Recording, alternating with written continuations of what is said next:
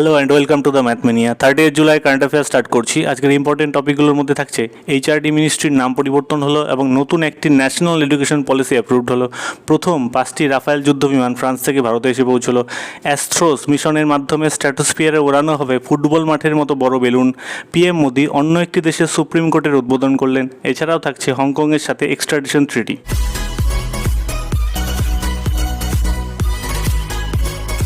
আমার সম্পর্কে বলি, আমার নাম উৎপল মিত্র। আমি এমএসসি করেছি অ্যাপ্লাইড ম্যাথামেটিক্সের রাজাবাজার সায়েন্স কলেজ থেকে। এর আগে আমি স্কুল টিচার ছিলাম, এখন ডব্লিউবিসিএস গ্রুপেতে আছি, ফুড অ্যান্ড সাপ্লাইজ ডিপার্টমেন্টে। ফার্স্ট কোশ্চেন স্টার্ট করছি। এইচআরডি মিনিস্ট্রি রিনেমড অ্যাজ, বলছি এইচআরডি মিনিস্ট্রির নাম পরিবর্তন হয়েছে, সেই নতুন নামটা কী হয়েছে এখানে এটাই জানতে চাইছে। HRD ministry means human resource and development. আগে ছিল human resource and development ministry, এখন নতুন নাম হয়েছে ministry of education. Human resource and development ministry মানে এইচআরডি মিনিস্ট্রির নতুন নাম হয়েছে ministry of education. Okay, HRD মিনিস্ট্রিতে মিনিস্টার ছিলেন রমেশ পোখরিয়াল। নতুন যে এডুকেশন মিনিস্ট্রি হয়েছেন সেখানেও কিন্তু রমেশ পোখরিয়ালই মিনিস্টার থাকবেন, এটা ক্লিয়ার করে নাও। এইবার আসছি কেন এই নাম পরিবর্তন। মিনিস্ট্রি থেকে কারণটা বলছে সেটা হচ্ছে গিয়ে যে মিনিস্ট্রির মানে এইচআরডি মিনিস্ট্রির কী কাজ ছিল সেটা নিয়ে কনফিউশন ছিল। সেই কাজটা ক্লিয়ারলি ডিফাইন করার জন্য এইচআরডি মিনিস্ট্রি যে এডুকেশনের উপরেই কাজ করে এটা ক্লিয়ারলি ডিফাইন করার জন্য এই মিনিস্ট্রির নাম চেঞ্জ হয়ে মিনিস্ট্রি অফ এডুকেশন হয়েছে। ওকে, মিনিস্ট্রি অফ এডুকেশন দেখলেই বোঝা যাবে এটা এডুকেশনের উপর কাজ করবে। এর সঙ্গে আরেকটা জিনিস হয়েছে, নতুন একটা ন্যাশনাল এডুকেশন পলিসি তৈরি হয়েছে। নতুন একটা ন্যাশনাল এডুকেশন পলিসি তৈরি হয়েছে এবং সেটা অ্যাপ্রুভ হয়ে গেছে। তৈরি হয়েছিল আগেই, এটা রিসেন্ট অ্যাপ্রুভ হয়েছে। ওকে, নিউ ন্যাশনাল এডুকেশন পলিসি। এই ন্যাশনাল এডুকেশন পলিসিটা রিপ্লেস করবে মানে পুরনো যে ন্যাশনাল এডুকেশন পলিসি ছিল বা এডুকেশন পলিসি ছিল সেটা ছিল 1986-এর পলিসি। পুরনো এডুকেশন পলিসি 1986-এর, ওটাকে রিপ্লেস করবে নিউ এডুকেশন পলিসি বা নিউ ন্যাশনাল এডুকেশন পলিসি।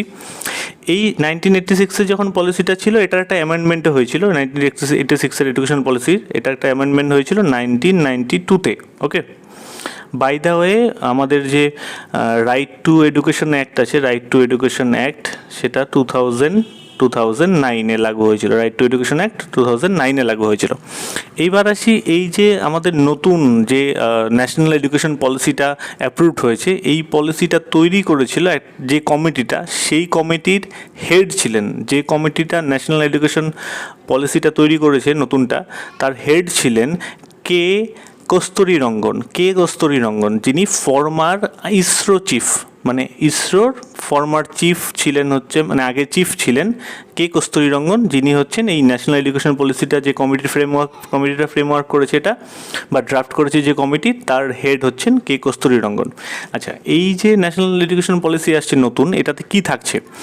এটাতে মেন যে ইম্পর্টেন্ট জায়গাটা থাকছে যে আমরা অলরেডি জানি যে আমাদের যে রাইট টু এডুকেশন অ্যাক্ট আছে সেখানে 6 থেকে 14 রাইট টু এডুকেশন অ্যাক্টের মাধ্যমে কি হয়েছিল, রাইট টু এডুকেশন অ্যাক্টের সঙ্গে সঙ্গে আমাদের আরেকটা জিনিস আছে, সেটা হচ্ছে গিয়ে আমাদের কনস্টিটিউশনের 21A ধারা, 21 এ আর্টিকেল, সংবিধানের 21 আর্টিকেলে কি আছে, বেসিক্যালি এডুকেশনটাকে আমাদের রাইট টু এডুকেশনটা হয়ে গেছে এখন আমাদের ফান্ডামেন্টাল রাইট।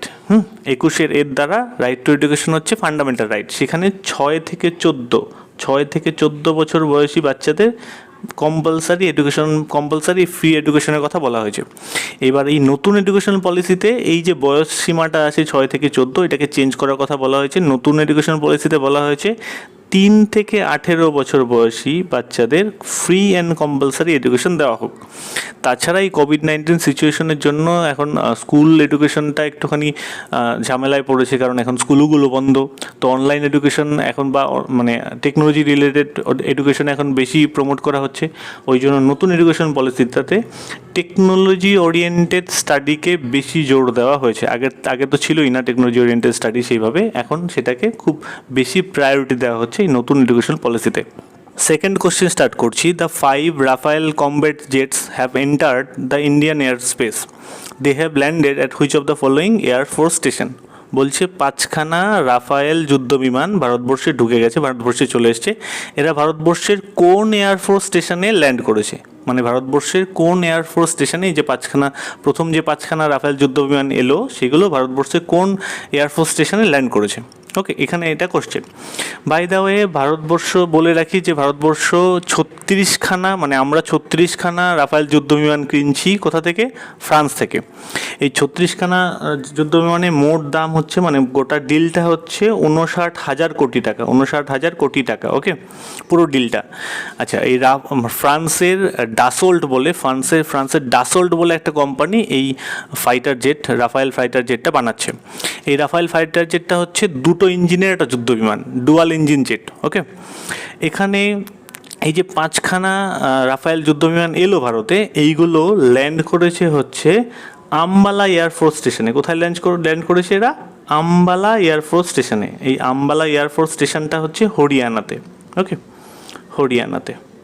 এই যে 5খানা আমাদের রাফায়েল যুদ্ধবিমান এলো, এদেরকে এসকর্ট করতে গেছিলো, মানে এদেরকে নিয়ে আসতে গেছিলো, পথ দেখিয়ে এদের নিয়ে আসতে গেছিলো 2খানা সুখোই MK-1, 2খানা সুখোই MK-1 এই 5খানা রাফায়েল যুদ্ধবিমানকে এসকর্ট করে নিয়ে এসছে। এবার এসকর্ট মানে হচ্ছে পথ দেখিয়ে নিয়ে আসা বা গাইড করে নিয়ে আসা, ঠিক আছে?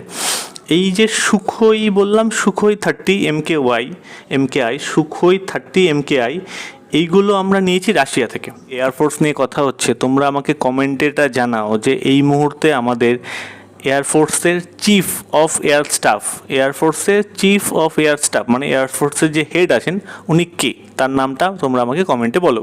থার্ড কোশ্চেন স্টার্ট করছি। Which space organisation launched ASTHROS mission stratospheric balloon the size of a football stadium will carry a cutting edge telescope?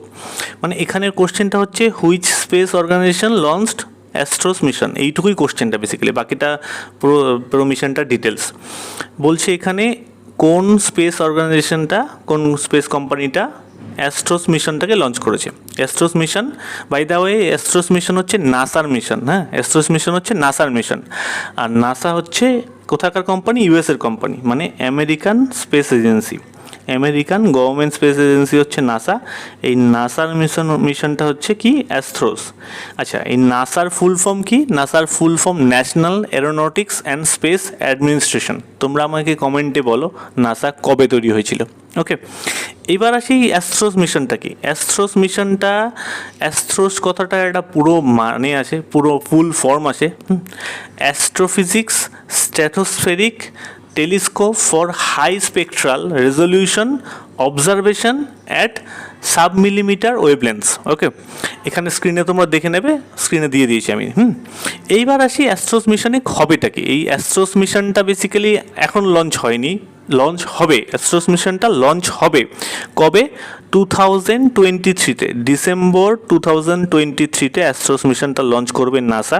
এই লঞ্চটা করা হবে আন্টার্কটিকা থেকে, আন্টার্কটিকা মহাদেশ থেকে এই অ্যাস্ট্রোস মিশনটাকে লঞ্চ করা হবে। এই মিশনটাতে কি করা হবে? এখানে একটা ফুটবল মাঠের মতো বড় বেলুনকে স্ট্র্যাটোস্ফিয়ারে ওড়ানো হবে। বিশাল বড় একটা বেলুন। কতটা বড় বেলুন? একটা ফুটবল মাঠের মতো প্রায় বড়, সেরকম একটা বেলুনকে স্ট্র্যাটোস্ফিয়ারে ওড়ানো হবে। বেলুনটা প্রায় 150 মিটার চওড়া এবং ভেতরে থাকবে হিলিয়াম গ্যাস।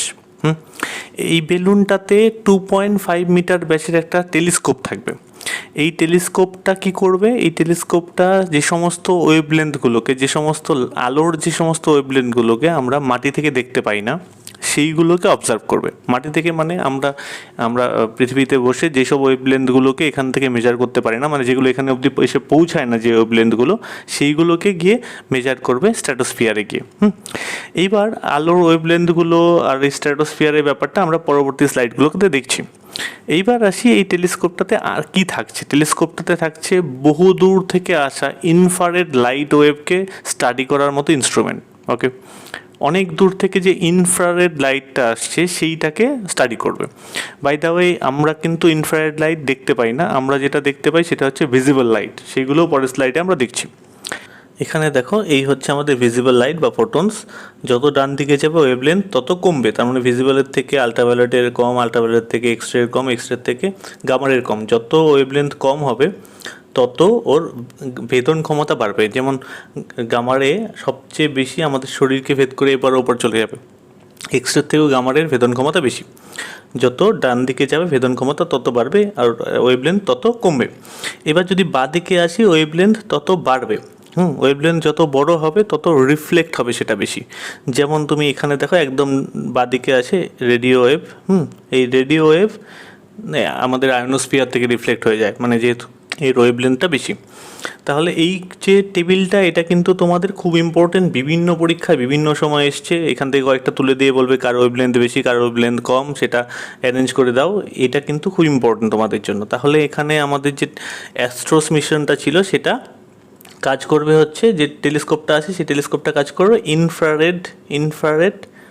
ইনফ্রারেড রেডিয়েশনের উপর বা লাইটের ইনফ্রারেড ওয়েভের উপর। এখানে দেখো বায়ুমণ্ডলের বিভিন্ন যে স্তরগুলো আছে, লেয়ার্স অফ অ্যাটমসফিয়ারগুলো এখানে মেনশন করা আছে। এই হচ্ছে আমার পৃথিবী। প্রথম যে বায়ুমণ্ডলের লেয়ারটা হয় বা স্তরটা হয় সেটা হচ্ছে ট্রপোস্ফিয়ার, কিন্তু আমাদের এই অ্যাস্ট্রোস মিশনের মাধ্যমে যে বেলুনটা উড়ানো হবে সেটা হচ্ছে স্ট্র্যাটোস্ফিয়ারে, মানে বায়ুমণ্ডলের 2 নম্বর স্তরে।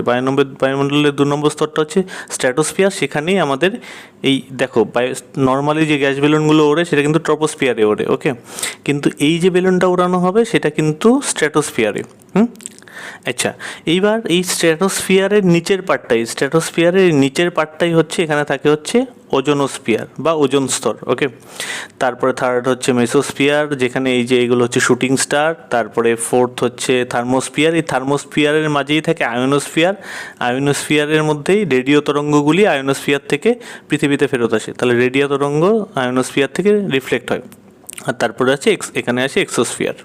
এটাও কিন্তু ইম্পর্টেন্ট, এখান থেকে বিভিন্ন স্তরগুলো নিয়ে বিভিন্ন কোশ্চেন বহুবার পরীক্ষায় এসছে।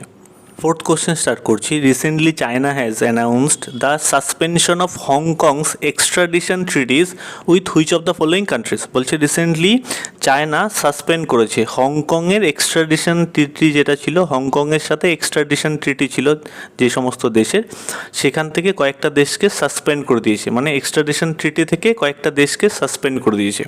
সেই দেশগুলো কারা? আচ্ছা, এই দেশগুলো বলার আগে হংকংটা কি? হংকং হচ্ছে চায়নার একটা পার্ট, চায়নার একটা অটোনোমাস রিজিয়ন বা স্বশাসিত, চায়নার ভেতরে একটা স্বশাসিত জায়গা হচ্ছে হংকং, ওকে। এই এক্সট্রাডিশন ট্রিটিটা কি? এক্সট্রাডিশন ট্রিটি মানে হচ্ছে, ধরো আজকে হংকংয়ে কোনো একটা লোক ক্রাইম করলো, সেই লোকটা হচ্ছে ইউকের। ইউকের লোক হংকংয়ে গিয়ে ক্রাইম করে চলে এলো ইউকেতে। তাহলে এই এক্সট্রাডিশন ট্রিটি যদি সাইন করা থাকে, তাহলে হংকং এই ট্রিটির মাধ্যমে ইউকের সেই লোকটাকে ইউকে থেকে হংকংয়ে নিয়ে গিয়ে তার এগেনস্টে হংকংয়ে কেস চালাতে পারবে। ঠিক একই রকমভাবে উল্টোটা হবে, মানে ইউকের লোক যদি, মানে হংকংয়ের লোক যদি ইউকেতে ক্রাইম করে, তাহলে হংকং থেকে ইউকেতে তাকে আনিয়ে ইউকেতে তার ট্রায়াল বা তার এগেনস্টে কেস চালানো যাবে। এটা হচ্ছে এক্সট্রাডিশন ট্রিটি। সেই ট্রিটিটাই চায়না সাসপেন্ড করে দিয়েছে নিচের কোন 3টে দেশের সঙ্গে। বাই দ্য ওয়ে, এই যে চায়না এক্সট্রাডিশন ট্রিটিটা যেটা ক্যান্সেল করেছে বা সাসপেন্ড করেছে, সেটা হচ্ছে ইউকে, অস্ট্রেলিয়া আর